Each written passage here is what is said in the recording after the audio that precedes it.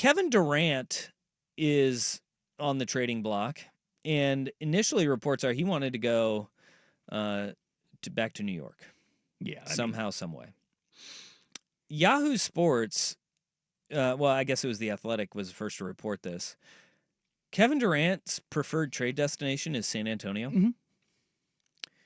Texas teams: San Antonio, Houston, and then I think Miami is the preferred top three. I don't know about Kevin Durant. Kevin Durant is unequivocally one of the best scorers in NBA history.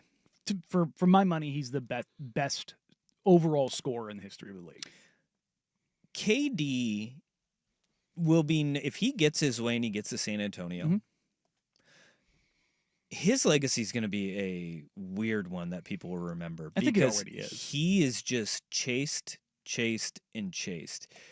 And it's been this flip-flop back and forth between wanting to build it somewhere and do it on his own to, oh, hell, I can't do this by myself. I need to go somewhere else. Mm-hmm. And whether that was Golden State, doing it in Oklahoma City, going to Golden State, Brooklyn, Phoenix, it has always been like, I can do this on my own. Nope, don't need to do it on my own.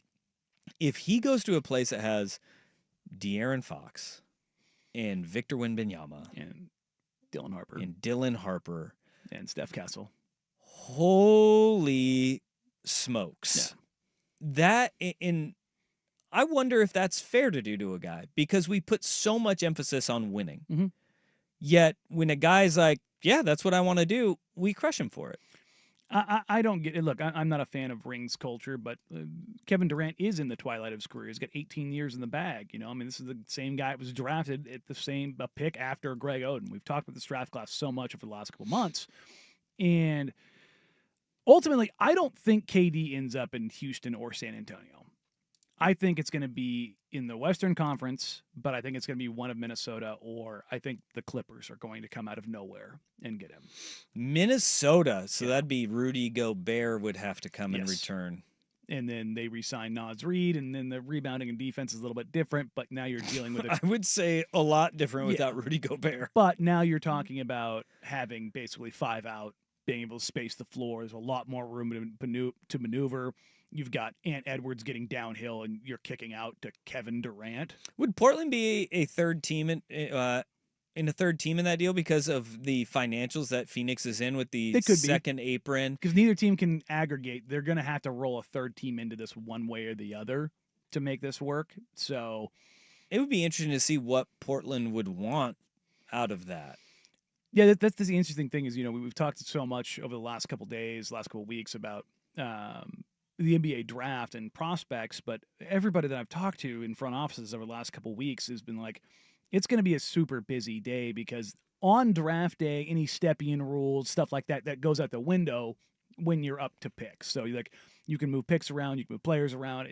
It's going to encourage action. Everybody believes that there's going to be some draft picks that are traded in draft. We already had one trade today that we haven't talked about yet, in Indiana Pacers trading with the Pelicans and getting their 2026 first back, and the Pelicans get their pick this year at number 23. That is still a weird thing that I know no players were involved in this, but that a team in the finals made in the NBA finals the day after they lose Game 5 is making a transaction of any sort. Yeah, I mean, the front office isn't like, look, what they've done is what they've done. It's up to the coaches now to kind of handle business. The front office is kind of, they're not dissociated, but like, that's just, you're looking at next week at the draft, and like, you have to kind of do this. Denver made a trade during their finals run 2 years ago or 3 years ago, when they won the finals. They made a trade, I want to say, in between Game 4 and 5 going into that draft. So it's not common, but it does happen. It's weird. Yeah, it is weird. But as it pertains to Durant, from the folks that I've talked to, him being traded is close to a certainty that exists in the league, because nothing's ever certain, because Lord knows anything can change. See Luka Doncic. But with where they're at with things, what Phoenix wants back is so weird.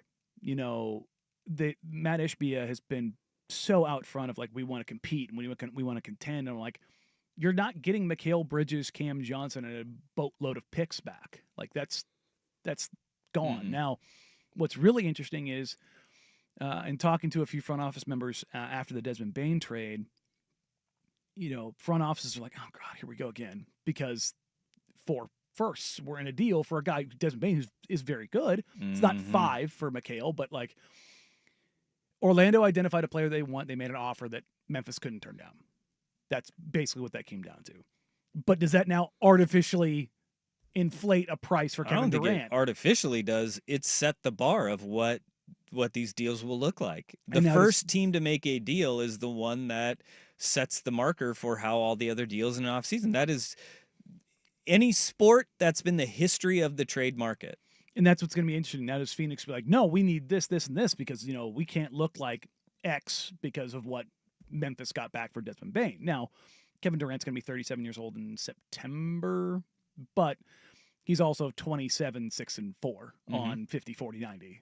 Like, yeah, he's old, but like his game hasn't really changed for a decade. Now, Father Time's going to reach up and grab him, and he's going to pick up little nicks and injuries, but the way he plays the game, unless something catastrophic happens, knock on wood, nothing bad happening to him, he's going to give you 70 games of 26, 27 points on stupid efficiency while also still being 7 foot tall.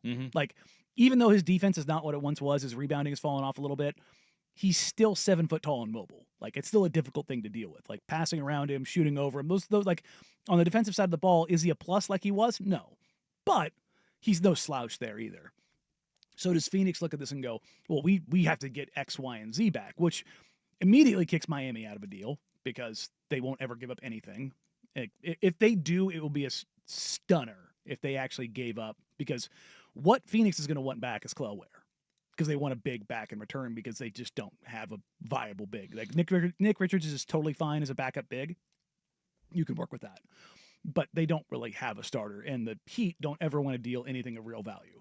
So it was like, well, yeah, no, if they just do. And remember, Nurk is in Charlotte now. Yeah, it's not like they're sitting there going, well, I've seen Phoenix fans are like, well, if you do Wiggins, Hawkes, or Jovic, and Terry Rozier and Khalil Ware in 3 firsts. And I'm like, oh, so more than the Heat were willing to give up for Damian Lillard. Yeah. No, that's not happening. Wait. They're not doing that for 37-year-old Kevin Durant. Well, Miami is just going to Miami, and we need to start ignoring them on social media. I know. But it's just like, yeah, what's happening here? As it pertains to Houston and San Antonio, from what I've heard and what I've been told, both those teams are leery of adding a guy as good as Kevin Durant is that's that old. Their rosters are so young. Mm-hmm. Do you believe that you were a Kevin Durant away from being in a conference finals? Houston, you might be able to talk yourself into it. No, I think, but it would all depend on what do you have to give up in order to get him. And both those teams have a lot of assets, but those young assets aren't exactly what Phoenix wants in return. Like that kind of signals not necessarily a rebuild, but a very significant retooling.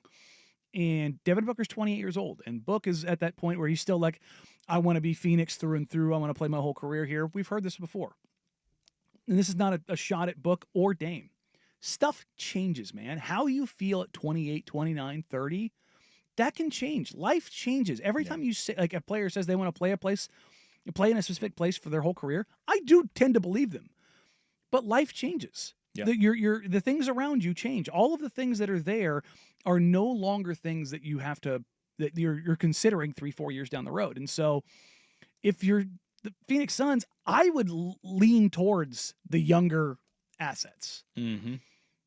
And now that might accelerate Book wanting out, but at the same time, what if you get lucky? And because that's what teams have done. They've gotten lucky when they've made these kind of moves. So yeah, we'll have to see where KD goes with that, because that is as Deal points out on the text line, Kevin Durant.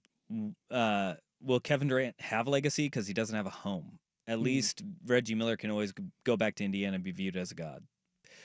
That's going to be interesting for Kevin Durant moving forward. Is what he is viewed at Oklahoma City. Probably. It's not Golden State. No, It's not Brooklyn. no, It's not Phoenix. no. I mean, Oklahoma City is. I mean, maybe Seattle gets a team and he goes back there. There you go. There you go. That know? might be it. That might be it right So. there. All right.